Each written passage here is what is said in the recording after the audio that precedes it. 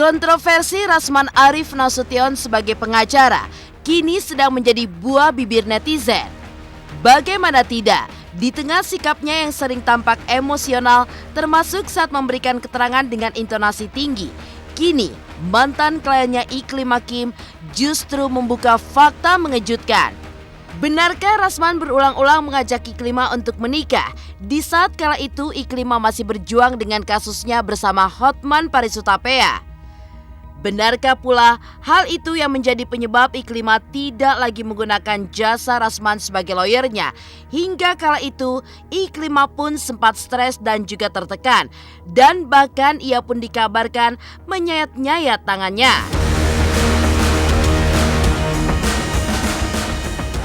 Lantas, seperti apa pula Iklima yang mengaku ditawarkan oleh Rasman untuk menjadi istri ke-8? Hingga jika mau, Rasman pun berjanji akan memberikan jatah bulanan untuk Iklima berkisar 30 juta hingga 100 juta rupiah. Namun benarkah apabila tidak mau menerima ajakan Rasman, Iklima justru diharuskan membayar jasa pengacara sebesar 500 juta? Padahal awalnya Rasman mengaku menggratiskan jasanya untuk Iklima. Dan bagaimana pula terkuak bahwa preskon yang pernah terjadi sebelumnya adalah keinginan dari Rasman, hingga membuat Iklima pun kaget lantaran saat preskon Rasman justru menyebut adanya pelecehan seksual yang dilakukan Hotman Paris, mengingat saat briefing sebelum preskon tidak ada pembahasan seperti itu. Pemirsa, bersama Intens Investigasi kami hadirkan kabar terkini, terpercaya, dan teraktual. Tetapi sebelumnya, jangan lupa untuk like, subscribe, dan juga share channel YouTube ini.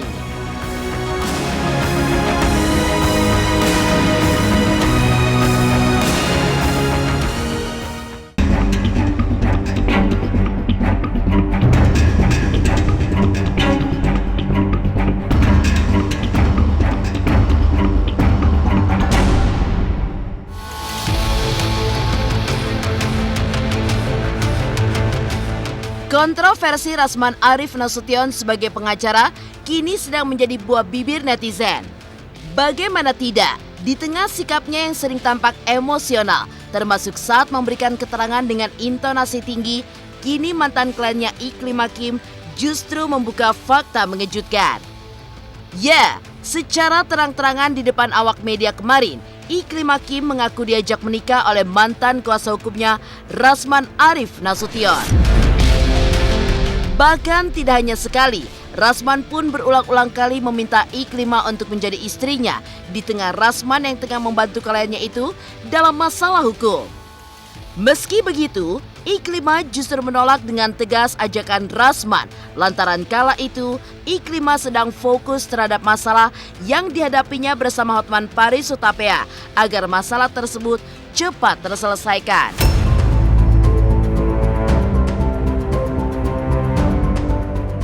Iya betul. Itu kapan? Dari sejak awal. Katakanlah beliau menjadi apa sih bang? Kuasa hukum. Ada hal yang memang yang sangat kita bilang itu sangat sensitif kalau kemudian kemarin itu kita kemukakan.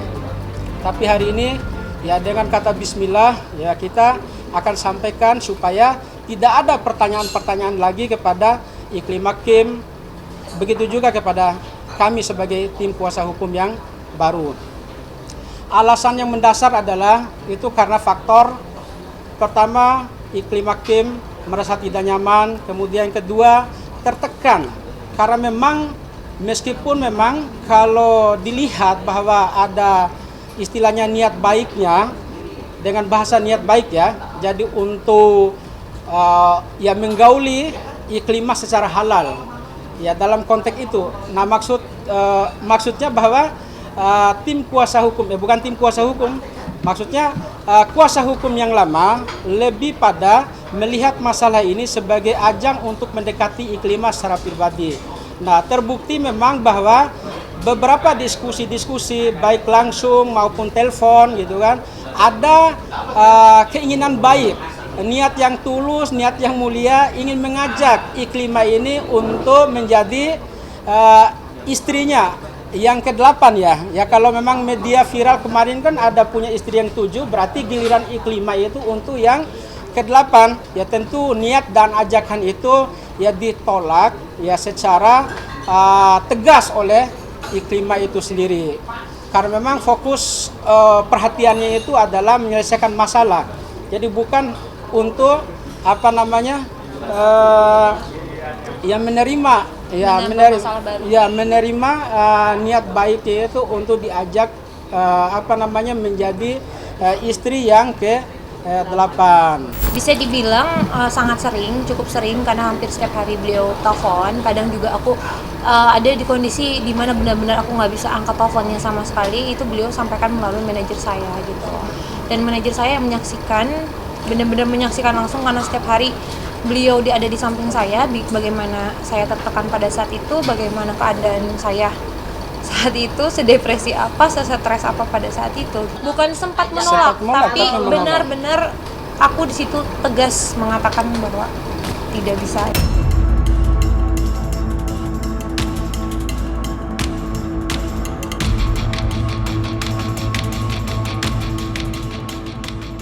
Layaknya kasih yang tak sampai hingga berjuang mati-matian untuk mendapatkan cinta. Hal itulah yang seolah lekat dengan pribadi Rasman yang sempat mengejar cinta Iklima hingga berusaha sekuat tenaga yang malah justru berujung ditolak oleh Iklima. Namun benarkah penyebab dirinya tidak lagi menggunakan jasa Rasman sebagai kuasa hukumnya lantaran dirinya yang merasa tertekan atas ajakan-ajakan Rasman hingga ia pun menyayat-nyayat tangan dan berniat untuk bunuh diri? Jujur saja, Iklima Kim melalui saya sampaikan salah satu alasannya kenapa ada goresan-goresan di tangannya itu, bahkan di lehernya itu sampai mau bunuh diri gitu kan, itu karena memang dia tertekan. Setiap masalah hukum yang mau didiskusikan selalu ujung-ujungnya itu diajak untuk nikah, diajak untuk dijadikan sebagai istri yang ke-8. Jadi itu alasan yang sebenarnya. Jadi memang posisi Kim di saat sudah menandatangani surat kuasa untuk menyelesaikan masalah yang pertama itu memang dalam posisi yang sangat tertekan luar biasa sekali. Jadi kalau dibilang maju mundur itu semua serba salah. Ya, maju ya kena juga. Mundur apalagi. Tapi alhamdulillah gitu kan, Kim ya dapat wangsit dari ilahi gitu kan, sehingga dia bisa keluar ini dari kandang singa. Karena memang iming-iming awalnya itu Kim ini memang didampingi proses hukumnya ya, kemudian tanpa mengeluarkan biaya apapun. Yang penting gitu kan, satu, Kim mau jadi istri. Tapi itu istri tidak yang ke-8. Tapi itu tidak disampaikan sebelum tanda tangan ya? Setelah tanda tangan. Setelah tanda tangan itu baru beliau utarakan kepada saya. Bahkan dalam bahasa via telepon itu, Kim sendiri pun saya nyampaikan, kalau abang terus seperti ini, saya bisa-bisa tuh bunuh diri. Nah, jawabannya kenapa ada tangan yang tergores, leher yang tergores gitu kan? Nah, iya, karena posisi memang buah si malakama, maju kena, mundur kena. Dari awal kan udah di frame. Ketika tanda tangan kuasa selesai, kemudian di frame bahwa Kim ini kan adalah korban dari pelecehan kan. Ya, ketika Kim mau mundur pun gitu kan, jadi serba salah. Ini kan tidak hanya menyangkut proses hukum, tapi menyangkut image yang muncul di publik.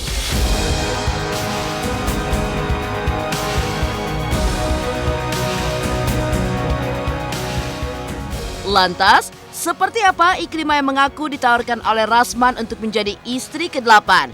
Hingga jika mau, Rasman pun berjanji akan memberikan jatah bulanan untuk Iklima sebesar 30 juta hingga 100 juta rupiah. Pemirsa Intens Investigasi, jangan lupa untuk like, subscribe, dan juga share channel YouTube ini.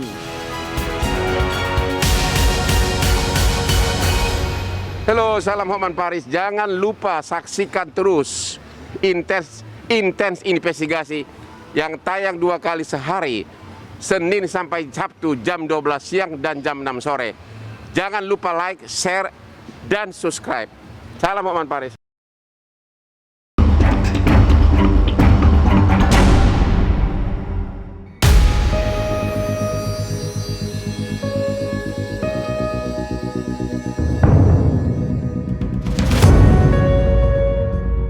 Pemirsa intens investigasi. Sepak terjang Rasman memang sedang menjadi sorotan, termasuk pengakuannya yang sering diulang-ulang pada banyak orang tentang keterlibatannya saat menjadi pengacara orang-orang penting di tanah air. Namun di saat dirinya berupaya membantu Iklim Hakim dalam menyelesaikan kasusnya, lagi-lagi perjalanan asmara Rasman justru kembali terkuak hingga publik pun tercengang mendengar Rasman sempat menikah sebanyak 7 kali. Bahkan yang mengejutkannya lagi, Iklimah pun ditawarkan menjadi istri ke-8-nya. Bahkan demi bisa memikat hati Iklimah, Rasman pun mengiming-imingi Iklimah dengan memberikan jatah bulanan sebesar 30 hingga 100 juta dalam setiap bulannya. Tak sampai di situ, Rasman pun akan memberikan fasilitas mewah di mana menempatkan Iklimah ke sebuah apartemen dan dipinjamkan sebuah mobil lengkap dengan supir pribadi jika Iklimah menuruti kemauan Rasman untuk menjadi istrinya. Bahasanya gini ya, sebenarnya bahasa laki-laki kayaknya hampir sama semua ya. Rata-rata menawarkan seperti uang bulanan, fasilitas yang didapat. Yang jelas ya untuk ukuran Kim ya enggak kecil, enggak kecil, besar lah ya. Jadi Enggak. ratusan sih enggak, pokoknya di bawah 100, di atas 30 juta Ini itu udah pasti lah. bukan masalah kecil atau Iya, Bu, besarnya, ya. tetapi kalau dibilang itu besar juga nggak besar-besar banget karena bukan masalah itunya sih, Iya, lebih bukan, ke saya iya. nggak bisa aja. Penolakannya itu bukan karena masalah berapa yang harus berapa harus yang memang yang diterima oleh Kim tiap bulan, tapi masalah hati dan perasaan. Karena hati dan perasaan itu kan tidak bisa diukur dengan berapa bulanan dikasih, berapa mobil mewah yang diterima ya gitu kan.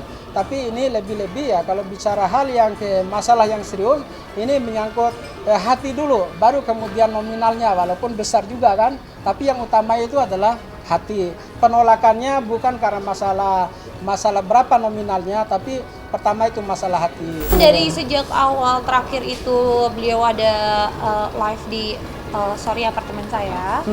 Itu terakhir kita ketemu mungkin ya. Di situ masih ada bujukan-bujukan dan saya menolak tegas bahwa ini soal perasaan tidak bisa. Di situ udah ada sempat juga kita adu cekcok sedikit gitu. Sampai pada akhirnya udah dari situ udah nggak ada komunikasi lagi, nggak dikasih, cuman kayak nanti saya pinjemin sekaligus sama supir gitu. Dia pinjamin, dia hanya dipinjam, iya dipinjamkan.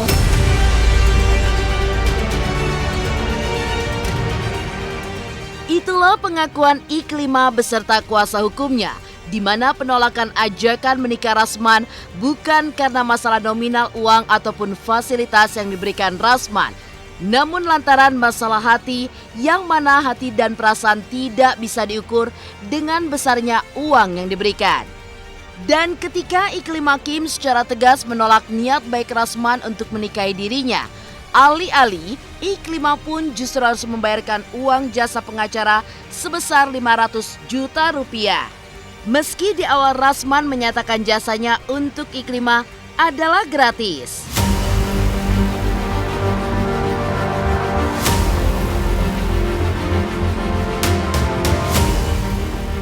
Dan terakhir ya kita sampaikan bahwa ketika Kim dengan tegas menolak niat baik dari abang itu gitu kan untuk menjadikan sebagai istri yang ke-8, malah justru dia meminta secara profesional jadi untuk membayar jadi jasa gitu kan, jasa yang udah dia lakukan selama pendampingan hukum untuk menyelesaikan masalahnya Kim ya kecuali satu, gugur tuntutan harga jasa itu ya bila mana Kim itu dengan legowo ya menerima ya. Dan ini ada rekaman percakapan ya. Ya bila mana beliau bantah pun ya mau tidak mau kan kita akan buka itu. Tapi sebisa mungkin kita akan keep itu ya, deh. kita akan keep lah. Kita sama-sama ini kan sama-sama manusia lah. Saling menjaga harkat dan martabat tanpa harus kita umbar-umbar. Masalah ini enggak ada dia disebut ya. Ada berapa? Jasa lawyernya berapa? Sebutin aja Bang, enggak apa-apa. Ya sekitar ya ini kan Kim udah bisik nih gitu kan. Jadi saya itu corongnya ya. Ya sekitar 500 juta yang harus dia bayar. Bila mana harus ditolak niat baik itu ya. Kalau ditolak maka harus bayar 500. Ya, tapi kalau siap untuk dianggap itu ya sebagai kompensasi atau mahar lah.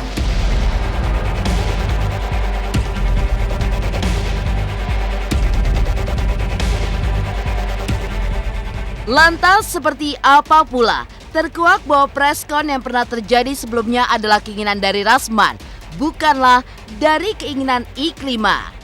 Pemirsa Intens Investigasi, jangan lupa untuk like, subscribe, dan juga share channel YouTube ini.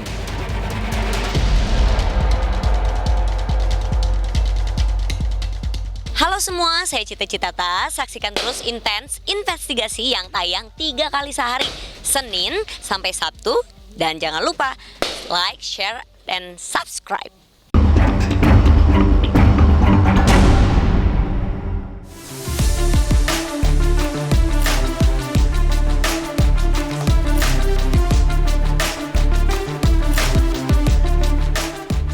Sebelumnya, Iklima Kim memang sempat membuat kehebohan lantaran dirinya mengklaim menjadi korban pelecehan yang diduga dilakukan oleh Hotman Paris.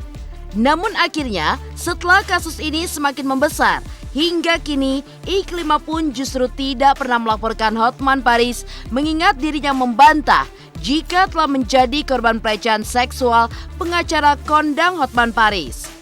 Bahkan dalam pertemuannya kemarin dengan awak media, lagi-lagi Iklima pun menguak fakta jika preskon yang pernah terjadi adalah keinginan mantan kuasa hukumnya yaitu Rasman. Hingga Iklima pun kaget saat preskon Rasman yang menyebut Hotman telah melakukan dugaan pelecehan dan juga kelainan. Padahal saat briefing sebelum preskon soal pelecehan tidak dibahas.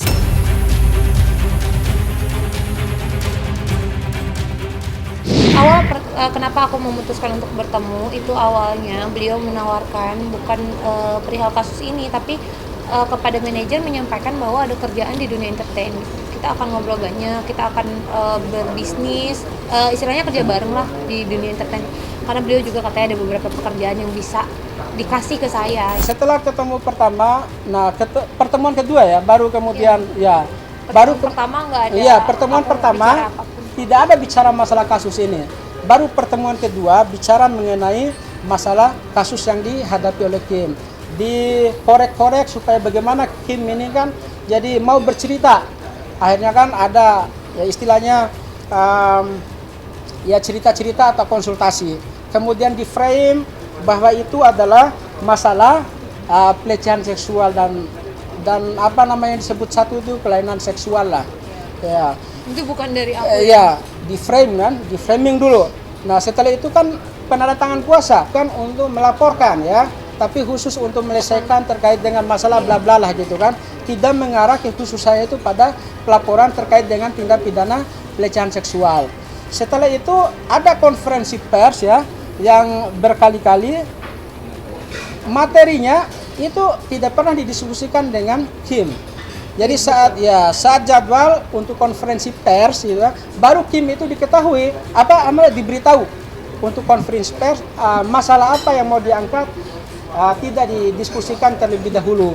Nah, saat duduk bersama pers baru kemudian bla bla bla dengan lancang keluar lah gitu kan, bahasa-bahasa memang yang menyudutkan dari pihak Kelapa Gading itu, Pak Hotman Paris sudah PA ya.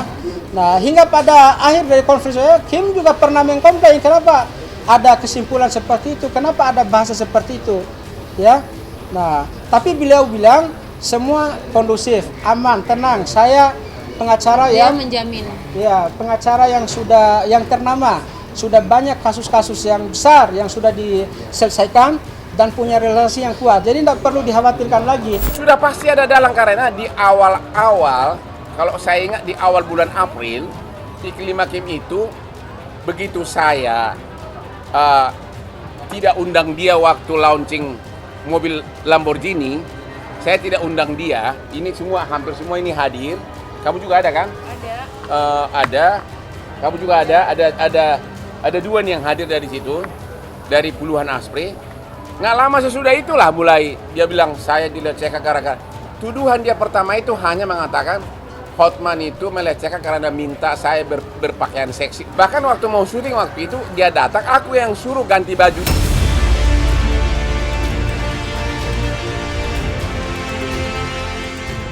Ya, di balik kasus Iklim Hakim dengan Hotman Paris Hutapea yang sempat memanas, kini justru terlihat adem ayem. Mengingat Iklima mengaku tidak pernah melaporkan Hotman Paris ke pihak hukum lantaran tidak adanya bukti yang kuat. Bahkan, Hotman Paris pun merasa kasihan dengan mantan asisten pribadinya itu.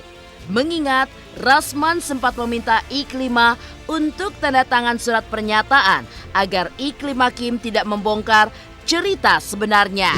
Laporan tidak ada, tidak ada laporan ya, tidak ada laporan sama sekali. Jadi untuk laporannya, karena memang beliau tahu juga bahwa memang ini tidak ada bukti yang kuat untuk supaya menjadi laporan polisi, ya. Sempat kemudian itu dibawa ke Polda Metro Jaya sampai debat kusir di sana. Pihak penyidik yang piket pada saat itu, baik piket piket dari Krimum maupun Krimsus itu menolak karena memang tidak ada memenuhi unsur dan tidak memiliki dua minimal alat bukti yang cukup untuk sampai kepada laporan polisi.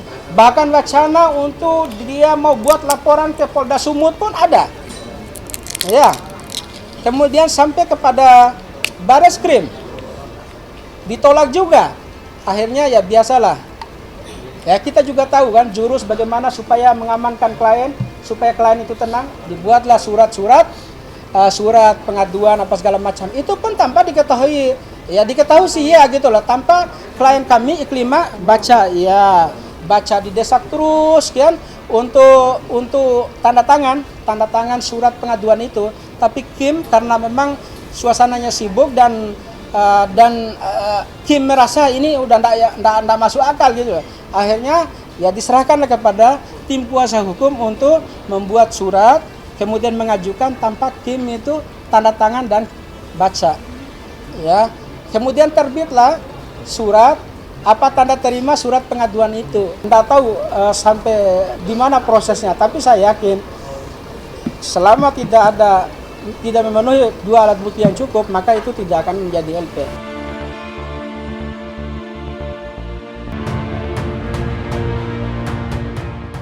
Demikian pemirsa, kabar terkini, terpercaya, dan teraktual yang kami hadirkan hari ini. Saksikan terus Intens Investigasi setiap hari Senin sampai dengan Sabtu. Tayang 3 kali sehari, yaitu pada pukul 11 siang, 3 sore, dan 7 malam, hanya di YouTube channel. Dan pastikan jangan lupa untuk like, subscribe, dan juga share channel Intens Investigasi.